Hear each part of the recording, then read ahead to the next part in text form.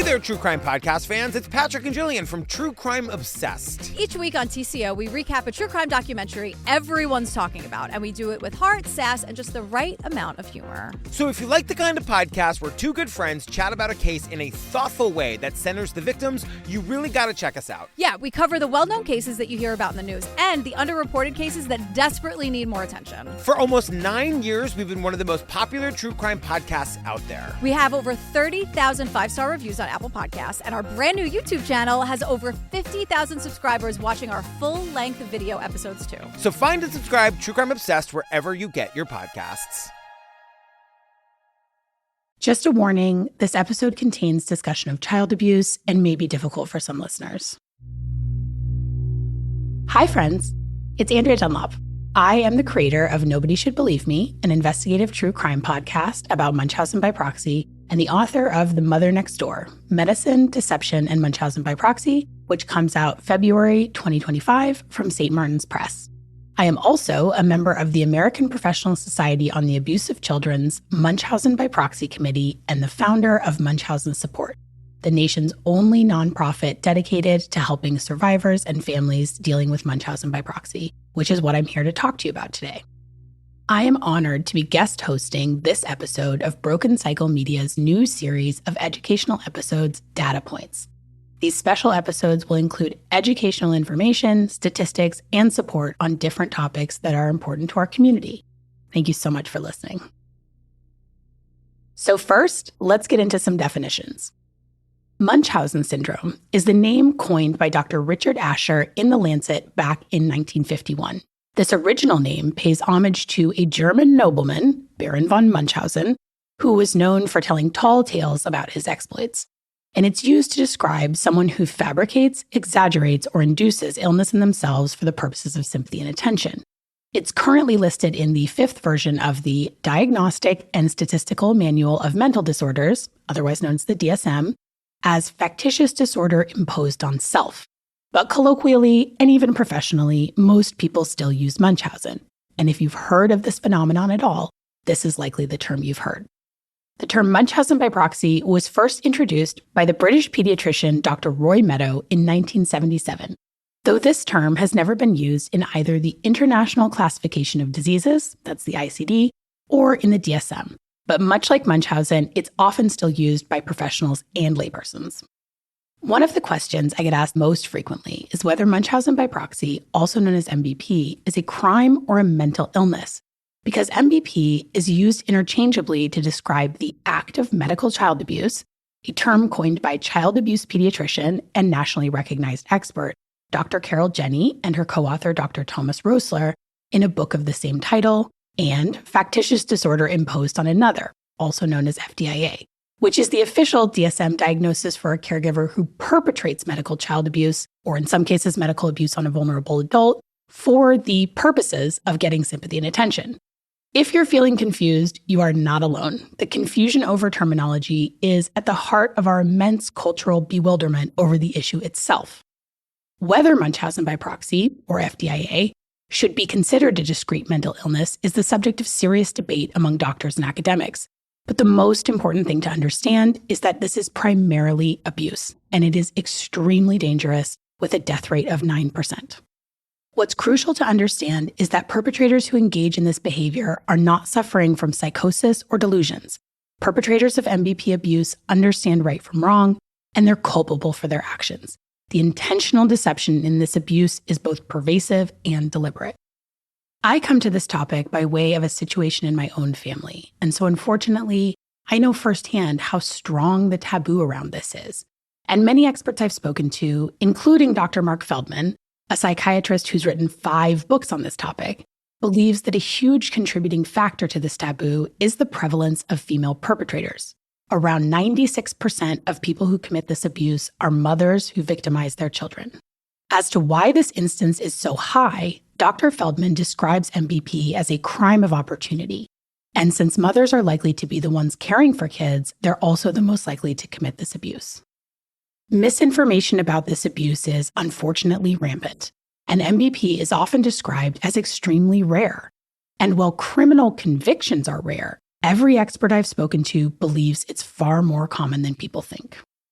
One study out of Children's Hospital in Seattle that tracked cases of medical child abuse found that the confirmed cases each year were about equal to 2/3 the number of abusive head trauma cases confirmed each year. And it's worth mentioning that abusive head trauma is a common form of physical child abuse, and it is, in fact, the leading cause of death in children under 2 years of age. More information is sorely needed on all fronts, but it's worth saying that there is no substantive debate within the scientific or medical community about the existence of Munchausen by proxy. However, the same cannot be said for the way the issue is discussed in the media or handled in court, where long outdated or faulty data is often used to support the idea that people are being falsely accused of this abuse. For example, one defunct British study was referenced just this year by a city comptroller in Lehigh, Pennsylvania, in a report about, quote, overdiagnosis of medical child abuse. Again, the recognized experts on Munchausen by proxy are unanimous that it is underdiagnosed, not the other way around. It's worth noting that these same beliefs were, up until quite recently, widely held about child sex abuse. And the data we now have, thanks to the many brave survivors who came forward, tells a much different story. And based on what I've learned from my research, I believe that we are in for a similar cultural reckoning about Munchausen by proxy abuse. So, what can we do about it? Awareness is a crucial first step. Here are things medical professionals who work with kids should watch out for. Reported symptoms or behaviors that don't match what others observe. An extremely common example of this is when an abuser reports that their child is unable to eat and pursues interventions such as feeding tubes, yet others observe the child eating normally with no issues. Another thing to keep an eye out for is discrepancies between the abuser's report of a child's medical history and what's in the actual record. An example of this is an abuser claims their child has leukemia despite having tested negative. Another sign a child may be the victim of Munchausen by proxy is if extensive medical assessments have been conducted and there is still no medical explanation for the child's reported problems. There also may be laboratory findings that don't make medical sense, are clinically impossible or implausible, or identify chemicals, medications, or contaminants that should not be present. Basically, tests that indicate poisoning. Often when abuse is being investigated, a first step will be a court-ordered separation test, where the victim is removed from a parent's care. If the victim's symptoms suddenly dramatically improve, this is a strong indication that the parent is the problem.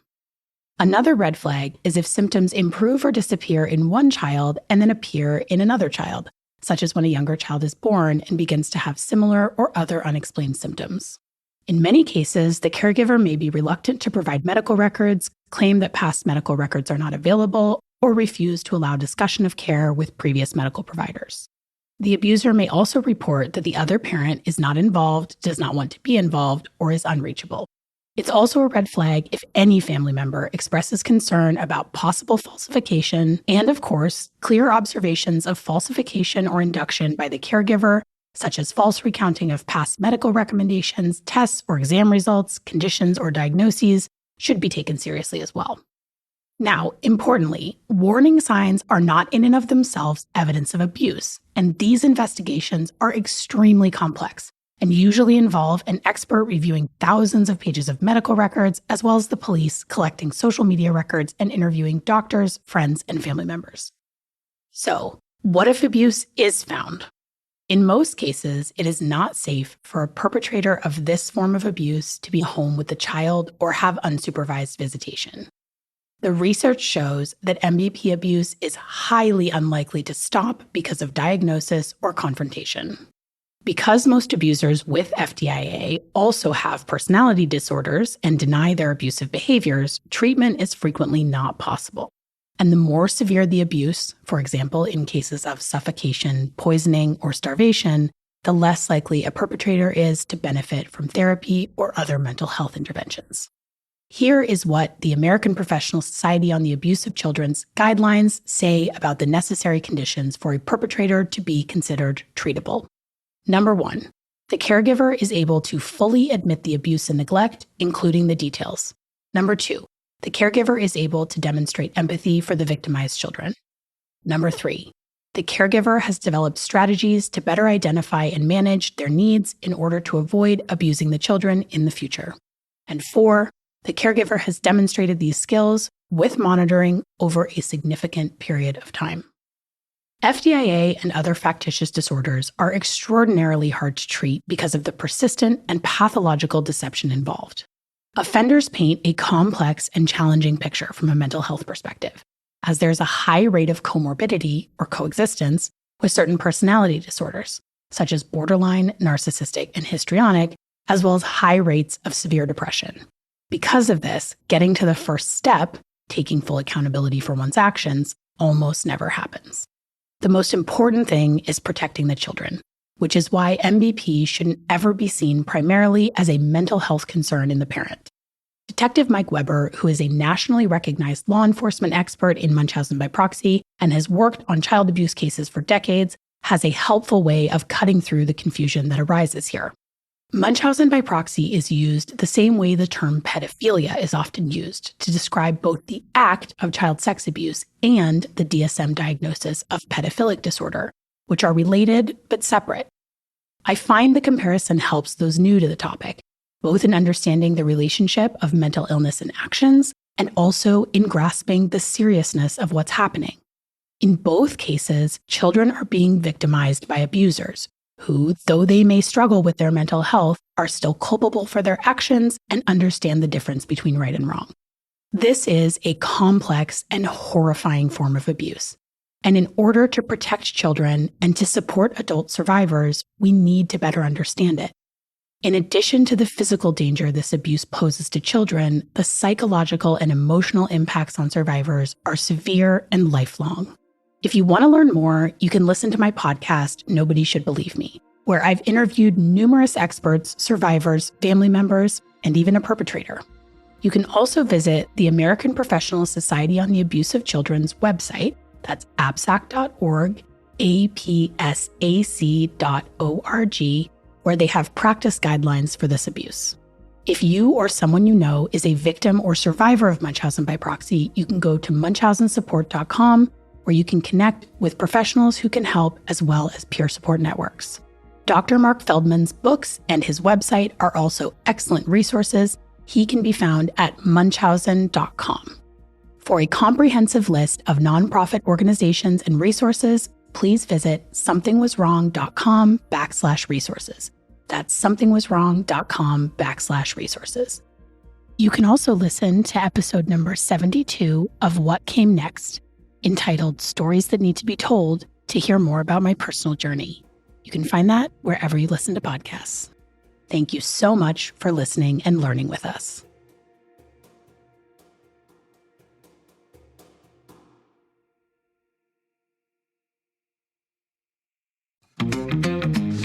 Hey there, True Crime Podcast fans. It's Patrick and Jillian from True Crime Obsessed. Each week on TCO, we recap a true crime documentary everyone's talking about, and we do it with heart, sass, and just the right amount of humor. So if you like the kind of podcast where two good friends chat about a case in a thoughtful way that centers the victims, you really got to check us out. Yeah, we cover the well-known cases that you hear about in the news and the underreported cases that desperately need more attention. For almost 9 years, we've been one of the most popular true crime podcasts out there. We have over 30,000 five-star reviews on Apple Podcasts, and our brand new YouTube channel has over 50,000 subscribers watching our full-length video episodes too. So find and subscribe True Crime Obsessed wherever you get your podcasts.